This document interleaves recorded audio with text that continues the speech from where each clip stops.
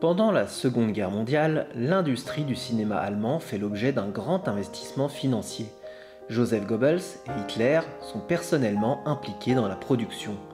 Ils choisissent les sujets dont vont traiter les films, les acteurs, les metteurs en scène. Ils créent ce que l'on appellera les culturfilms, de courts documentaires qui parlent de biologie, de médecine, de technologie, de littérature, de culture générale.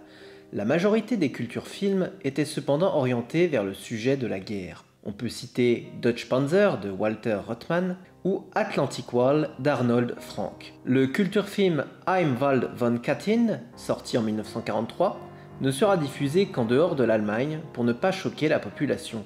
En effet, ce film montre l'exhumation de soldats polonais exécutés par les soviétiques, une propagande contre l'URSS qui risquait de ne pas être appréciée des familles de soldats actuellement engagés dans le conflit. Ils produisent aussi les actualités cinématographiques, qui seront diffusées dans tous les cinémas pour préparer la population à la guerre. Ces actualités consistent au montage de différentes images de propagande liées à l'actualité pour suivre les avancées géopolitiques et militaires. Au box-office, hormis quelques films comme Le Juif Souss et Le Péril Juif, les films de divertissement ne comportent que peu d'antisémitisme si l'on compare avec les documentaires.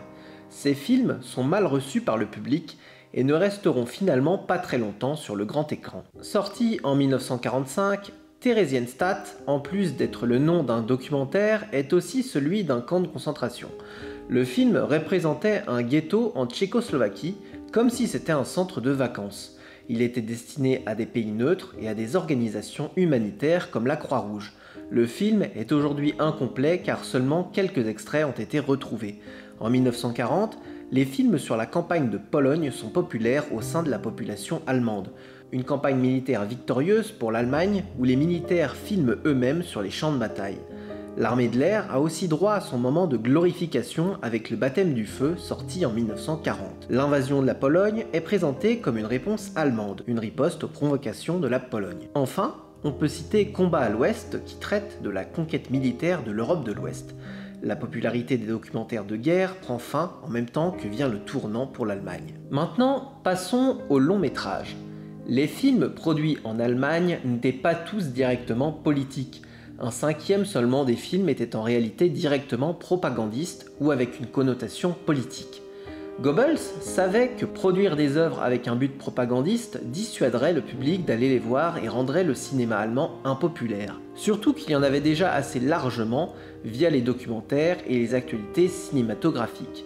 Goebbels avait compris que le cinéma, en temps de guerre, pouvait aider le peuple allemand à trouver un échappatoire au réel et pouvait finalement, par le divertissement, supporter l'effort de guerre. Bien entendu, tous les films étaient approuvés par les autorités avant leur diffusion pour respecter la morale nazie. Pas de héros juifs ou issus des pays slaves.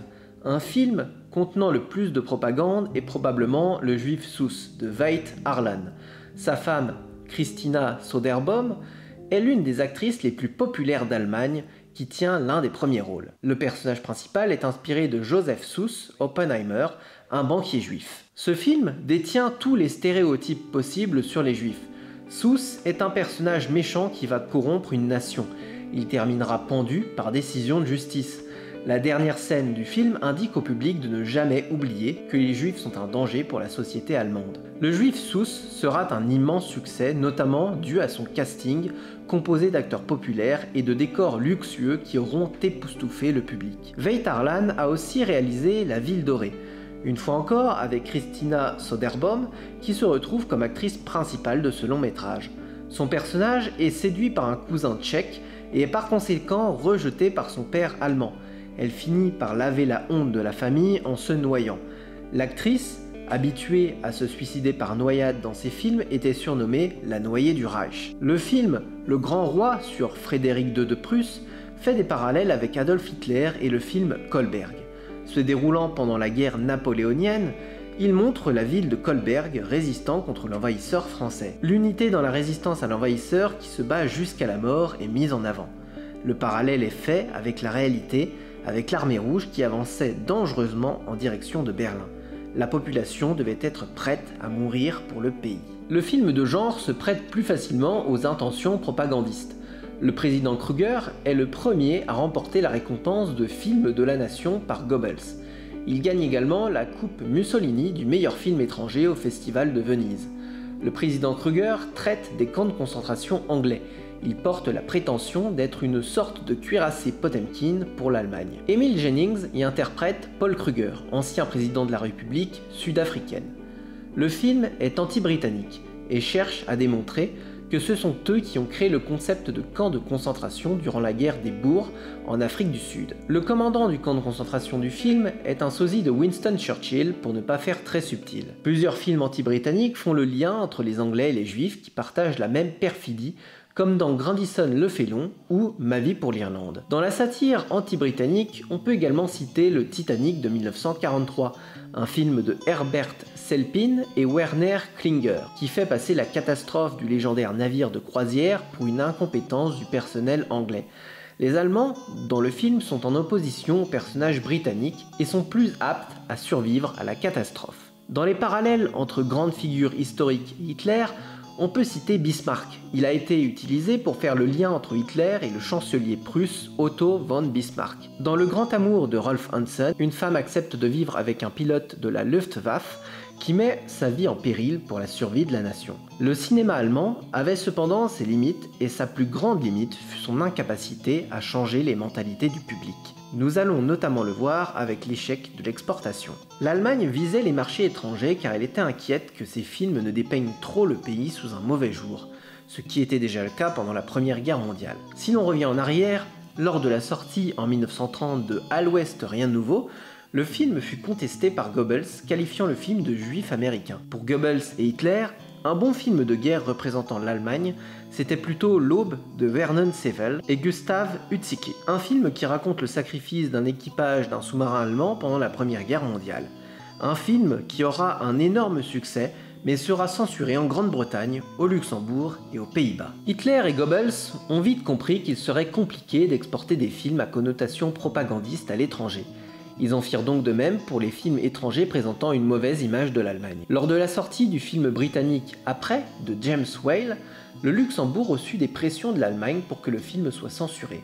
Un autre film, Les aveux d'un espion nazi, d'Anatole Livtak, fut interdit de diffusion en Allemagne car anti-allemand. De 1931 jusqu'à 1938, les revenus du département étranger de l'UEFA chutèrent de 80% à cause de cette censure liée à la propagande du parti nazi, distillée dans ces films. Il faut attendre l'annexion de certains pays comme la Pologne, l'Autriche ou la France pour que l'Allemagne puisse exporter ses films sans risque de censure. En 1941, l'Allemagne réactive l'IFK, la Chambre internationale du cinéma, qui voulait être le rival européen d'Hollywood, vivant sur une économie transeuropéenne. Le projet, créé en 1935, tomba totalement à l'eau en 1939 avec le début de la guerre. Mais quand l'Allemagne contrôlait la quasi-totalité du territoire européen, elle décida de relancer le projet. Les pays participant à l'IFK, comme la Belgique, la Hongrie, la Moldavie ou l'Espagne de Franco, subirent des pressions de l'Allemagne pour bannir les productions américaines de leur cinéma. Des pressions qui auront plus ou moins de succès en fonction du régime politique. Franco, par exemple,